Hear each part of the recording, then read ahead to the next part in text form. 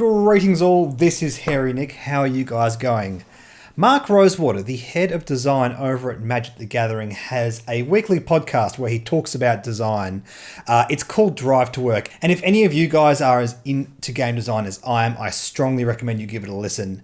In that podcast, he has brought up this concept a lot of times, and it's basically two key ways you approach game design, whether that be for a game expansion, for an entire game, where you decipher the marriage between the gaming elements themselves, the core part of the game, and the fluff, the lore that sits on top of the game. And that is the idea of designing a game either from bottom up or top down.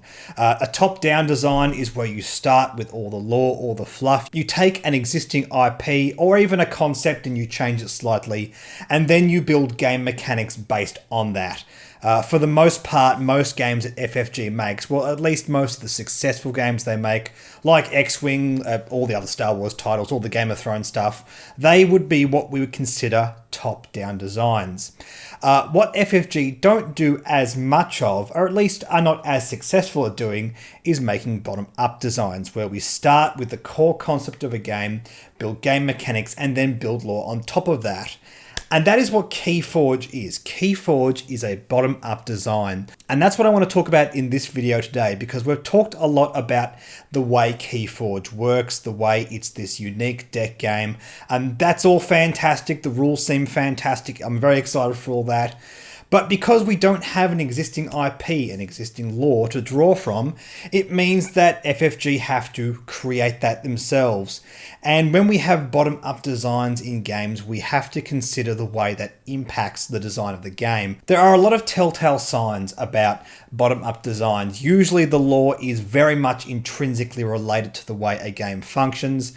I mean, that makes perfect sense. You want the lore to relate back to the game design, because when people look at the lore, read the lore, they want to be reminded of that kind of stuff. This is very true of any successful game that's a bottom-up design. Think tabletop games like Magic the Gathering, Dungeons and Dragons, Warhammer Fantasy, Warhammer 40k, all that kind of stuff, where they basically build their lore on top of the game design in order to remind the audience of that game design. And KeyForge is very much related to that. The way a game plays out represents very significant events in the world of KeyForge. And I think here on the channel, I just want to remind you guys of that, because we talk mainly, at least 90% of the videos I make are based on the game X-Wing. So there's a very strong chance that the vast majority of you here are Star Wars fans.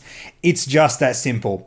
When we look at that concept of what X-Wing is, it's a very fundamental, rudimentary tactical battle game where you have chunks of plastic that move around with cardboard templates and you roll some dice. And what you have on top of that is just Star Wars.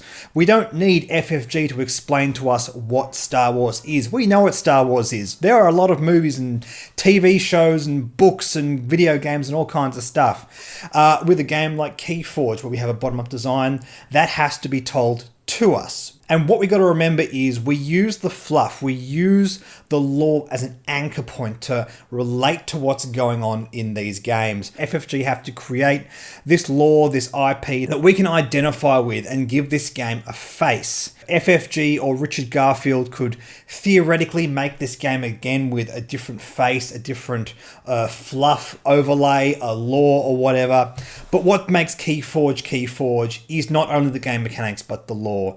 And I think that's very important to remember. So in this video, we're going to talk about the lore that we have revealed to us so far. And as something different, as I cover this game in the future, I'm sure FFG are going to be putting out articles on the various houses. We'll talk about the lore because of how uniquely important it is to a game that does not already have an existing IP. So at the heart of it, KeyForge is a pretty standard card game that plays out like most trading card games. It itself is not a trading card game. You have creatures on a battlefield. You have to fight your opponent's creatures and hoard resources until you win. You have to forge these keys.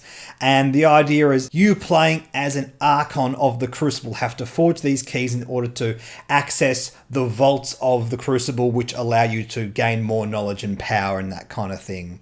So let's start out with the Crucible itself. The Crucible is this gargantuan planet in the center of the universe which houses all these different races that have been pulled in from different parts of the universe. Apart from the various life forms living on the Crucible, there are these Archons, and Archons themselves are a very strange concept. If we have a look at the lore that we have shown in the rulebooks, they are described as child gods, or manifestations of a central AI, or transcendent mortals, or beings of pure energy. It's a little bit vague to say the least. But the key concepts here is the Archons are essentially these ethereal beings that are above all other beings on the Crucible.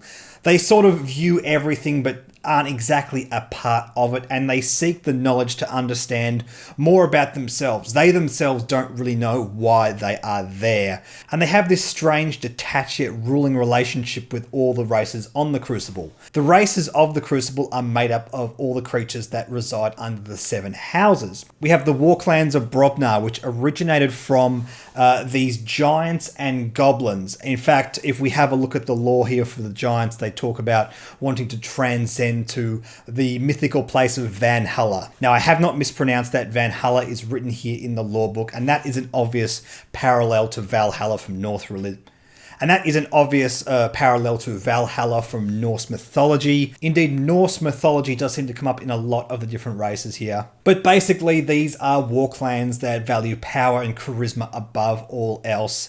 If we want a parallel from another game, think Red from Magic the Gathering. If we want an in-world parallel, think Vikings and the Norse conquerors. Basically, their society and their technology is built around what makes them the strongest and what can smash things the hardest. If we move on to the next house on the Crucible, we have here the Dis. And the Dis itself is not a physical place on the Crucible, it is the world between worlds. And the obvious comparison we have here is the hell of various mythos and religions we have in the real world. And the creatures that reside in the Dis are these demons. Interestingly, we don't know what creatures they are specifically. They are just dressed up in this armor and they look badass and cool. And they also have robotic imps, which I think is a really cool concept as like their sort of underling minion class. The Logos are the most technologically advanced house on the Crucible, and they are made up of beings that, for the most part, do not have their original body. They have been replacing their various body parts with machines and technology and have just transcended into robots. Now, in terms of what race the Logos are, they can be pretty much anything. They themselves don't really seem to know. They don't view physical bodies or race as such an important thing. They just value information above all else. This here is the House of Mars, and this is really cool. This relates to a lot of classic sci-fi, particularly from the 50s and 60s that we have to do with Mars. Greys, little green men, all that kind of stuff. The fluff really builds itself with Mars. As I said before, the Crucible has built up a lot of worlds that have been moved from various parts of the universe, and Mars was the most recent. The Martian Empire fell about 200 years ago, and the remainder of their race had been moved onto the Crucible. Unlike the rest of the house on the Crucible, they are the purest in terms of their race. They are all Martians, that's all they are. They're technologically highly advanced. They don't have the resources they once had on Mars. Instead, they harvest the amber of the Crucible, which has actually made them even more technological advanced. Apart from the fact that, for whatever reason, their flying saucers cannot leave the Crucible. For whatever reason, there seems to be an overarching theme of races not being able to leave the Crucible. They are there for a reason, I suppose. It's not made entirely clear, but it is an interesting side note, because there seems to be no discernible reason as to why the Martians cannot leave the Crucible. The Sanctum are a house that live on the upper layers of the Crucible. There's an interesting section here which talks about how there's the Crucible itself and also like floating cities that sit above it. Almost like the architects who built the Crucible started to build a second layer around the Crucible itself. And on that upper layer, with the floating cities and whatever, lived the Sanctum. The obvious real-world comparison of this are crusading knights. If you want an in-game comparison, think white in Magic the Gathering. Think pure, righteous warriors, all that kind of stuff. The beings themselves are made up of pure energy. They are like transcendent spirits. And what's really cool is we have the imagery of knights with like glowing auras around them and halos. And that's a representation of the energy that resides within them. It's also the energy that powers their weapons. And I really like how they relate the sort of the sci-fi and the fantasy, and they sort of marry that idea together. Just as a side note, if I was going to describe what KeyForge is genreistically, I would call it a techno fantasy, which is a really cool idea, I think. In terms of genre, KeyForge is a very difficult thing to pin down, which is one of the reasons I find the lore so interesting. The next house we have here is the Shadows, and the symbol for the house is actually very interesting because it's an emblem that actually resides on a lot of their technology. The house is made up of rogues and thieves and pickpockets and assassins and all that kind of stuff. The house was originally started by a clan of elves called the Svar, but they do not specifically populate the house only from elves. Indeed, they don't really have a specific location anywhere on the Crucible. Anyone can be a part of the Shadows. Once you acquire this technology, you're able to go into the Shadows by cloaking. And the house is less related to a physical location and more to a morality, I guess you'd say. And the last of the houses we have is the Untamed. And again, just like the Shadows, this doesn't really relate to a location. Indeed, it doesn't really relate to a collective like all the other houses do. The Untamed is the house that is used to describe all of the wild creatures on the Crucible that are not part of any of the nations. Also, some of the more civilized, intelligent beings that have left other houses. And right off the bat, in terms of fiction, we're thinking things like the Jungle Book and Tarzan and all that kind of stuff.